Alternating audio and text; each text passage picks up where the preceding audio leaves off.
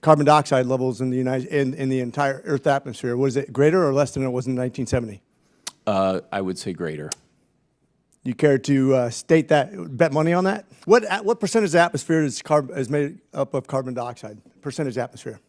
It's a little over 400 parts per billion. So 0.04%, right? Of that, how much comes from human beings? About 11%. Of that, how much comes from the United States? 14%. Of that, how much comes from trains in the United States? 0.5%.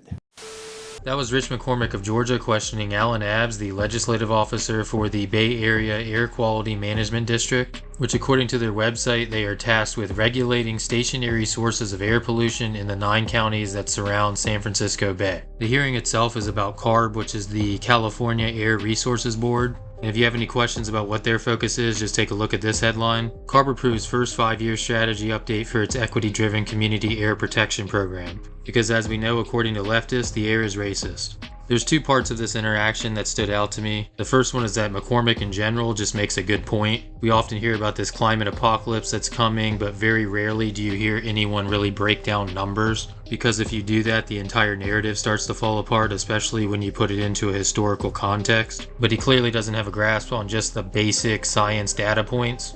And when confronted with this, he just smiles because he knows he's not in the saving the planet business, he's in the climate cartel business, where they force market changes before they would actually happen, if they happen at all, and then they act like it's what the people want. Mr. Abbs, you just brought up an interesting point about the ocean rising. How much has it risen in the last 50 years? I'll have to get back with you on that, Congressman. Not significant amount, obviously, 50 years. Since 1970, what's the carbon emissions, the carbon content of the atmosphere? Is it greater or less than what it was in 1970?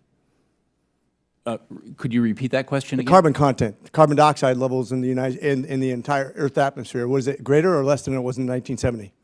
I would say greater. You care to state that, bet money on that? I'll let you answer the question either that I'm right or wrong. Okay. And what percentage of the atmosphere is made up of carbon dioxide? Percentage of the atmosphere? It's a little over 400 parts per billion. So 0.04%, right? Of that, how much comes from human beings? About 11%. Of that, how much comes from the United States? 14%. Of that, how much comes from trains in the United States? 0.5%. So we're talking about eliminating 0.00003% of the Earth's atmosphere carbon dioxide. That's what we're talking about. Is that a negligible effect when it's compared to nitrogen, 71%? Yes, thank you. So I love science. I love science. Let's talk about science, no, not as a religion, but as science, because that's what this is about. And how much heat is produced when we have to produce massive amounts of electricity. That's what this is about. Do we want to hamstring ourselves by spending trillions of dollars based on some California code of a religion of carbon dioxide? Georgia's ports, along with the intertwined railroads and highways, and I'd say Georgia's famous for its railways for a long time now, are the epicenter of both Georgia and the southwest U.S. economy. Ironically, Georgia typically benefits from California's outrageous regulations because we get a lot of business that move to our state because of it. However, California's Air Resource Board's CARB latest rule to make freight rail zero emissions jeopardizes the interconnected freight rail network. Meanwhile, the EPA's own study stated that freight railroads contribute to, what did I say, 0.5% of the total U.S. greenhouse gas emissions. I already talked about the negligible effect we began with. And matter of fact, if you eliminate all the cars' emissions in the United States, 0.000167%, in case you were wondering, is how much of the atmosphere we're talking about. Negligible. Guys, that's science. If California received this waiver from the EPA for the proposed rule, it would allow California to dictate the emissions policy for the entire country at devastating economic impact. What can we spend that money on? If you want to have a scientific discussion about how we save the Earth, don't start with that. Because, by the way, based on a Senate scientific study, Pluto, Mars, Jupiter are all heating too. Is it because of their carbon emissions? Of course not. Let's have a real scientific discussion about climate change. This is what's driving me crazy, guys. When we have these conversations, Mr. Jeffries, can you further explain how California decision would impact railroads, supply chain, and military bases in Georgia? Well, because we operate a nationwide interconnected network, whatever happens in California, whatever regulations in California are effectively national regulations, because 70% of our locomotives move in and out of the state of California. And I should just point out that maybe most folks on this committee may not be aware, but we are self-funded. We fund all of our own infrastructure, all of our own investments to the tune of about $21 billion a year. This is not coming from the federal government. These are business decisions that we are making. And so it has unfunded mandates, right? Absolutely. Love it when the government does that. Mr. Baker, in your testimony, you mentioned that the California Air Resource Board acknowledged that their rule would potentially bankrupt the short line industry and stated that it is possible some of these businesses would be eliminated if they failed to comply. California sees the elimination of critical player in the supply chain as a cost of doing business. It's crazy. The Georgia Northeast Railroad is a Class 3 short line that runs through my district. Can you speak to the unique nature of the short line business practices and why meeting California's mandate by 2035 is not feasible? Yes, sir. The Georgia Northeastern Railroad is a great example of a typical short line, but they're maintaining lines in small towns in rural America that are marginal, frankly, that otherwise are at risk of not existing. And to do that, they have to run efficiently, smart, and clean. And so they do everything they can to get cleaner, including upgraded to cleaner locomotives when they can, but they just can't afford this mandate. It would force many of them out of business in California, and if it went national in Georgia too. So with that, I'm going to rest my case that this is not based on science. This is based on California's religion that doesn't have any effect on the outcome of the atmosphere, that there is global climate change, but it's not due to trains. The entire exchange in the beginning just reminds me of pretty much every time that John Kerry has to testify about this topic. For the most part, he just gets dunked on with scientific facts and data points, and then he just calls anyone who disagrees with him a climate denier. Secretary, in 2015 at the Paris Climate Conference, you said that if all industrial nations go to zero emissions, it wouldn't be enough. And then at the White House's Climate Day in January of 21, you said almost 90% of the planet's come from outside the U.S. We could go to zero tomorrow and the problem isn't solved. And in April 21, you told the Washington Post that even the U.S. and China going to zero emissions tomorrow won't solve the climate's problem. Then in April of 21, you said that global net zero is not enough and that CO2 must be removed from the atmosphere. How much is the correct amount of CO2? Let me explain to you, if I can, so you understand exactly what I said.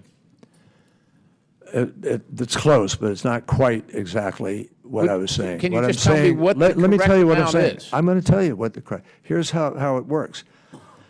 Because we have put, I'd forget the exact number of tons, millions of tons of CO2 and other greenhouse gases are now in the atmosphere. They're there. And every day we're adding more. And so every day the heat is going up and we have to figure out how we're going to, tame the monster here. The only way to do that is to reduce emissions on an ongoing basis to get control on the current level of emissions that we have created. But what is then to what actually is the correct, suck? Sir, with all due respect, you've been through this before. Finish. What is the correct amount? I don't want to spend a bunch of time about a history lesson about things that people don't care about. What changes every day? I can't tell you exactly what the correct amount change. Yes, it does. So, Secretary, you probably know that for approximately 200 million years, what's the parts per million now? About 400, right? Can we agree on that? It's over 400. All right. It's about 200 million years, 2,000 parts per million. Did Mother Nature get it wrong for 200 million years? Here's the difference, Congressman. The difference is, yes, there were periods which all the scientists who deal with climate acknowledge that there have been moments on the planet, which is billions of years old, in which there were greater heat and there was greater. Tell me the difference quickly. I've got a little. The difference is human beings are creating this.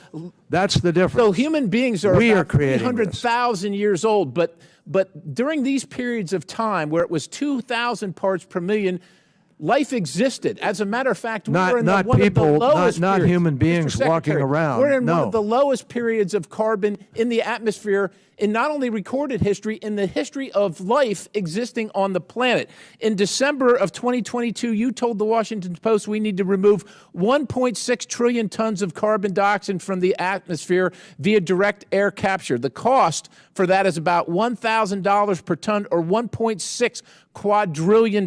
Now, you said you didn't know, but since 2015, since the last El Nino, about 500 billion tons have been emitted into the atmosphere. During that same period of time, 2015, if you look at the temperature graph, this is from NOAA. The temperature has gone down. Show the next slide. This is from NASA satellite data. Temperature has gone down. You want to have the American taxpayers, my constituents that are having a hard time afford their groceries, pay for a car, buy a new home, spend $1.6 quadrillion to fix a problem that A, doesn't exist, and as a matter of fact, you might be exacerbating, because it's unknown. It is unknown at this time the low level of carbon dioxide in the atmosphere that might actually destroy life, because plant life all depends. As you know, Secretary, plant life all depends on CO2, and when we kill it, then we're done too. I yield the balance. Congressman, let me just say that I don't agree with what you're saying out there for any number of reasons. I don't have time to go into all of them now, but I'll just tell you point blank that the difference between the periods you're looking at in terms of heat, et cetera, and human input is night and day, number one. Number two, why do you think 195 countries in the world, their prime ministers, their presidents? Because they're grifting like you are, sir. That's a pretty shocking statement, that you believe that all the scientists in the world are grifters, honestly. Not all scientists agree with you, Mr. Secretary. 98% of all the scientists in the world. Science isn't about agreement. It's not about consensus. Are you embracing some far left radical agenda? Well, thank you for the opportunity to hang myself.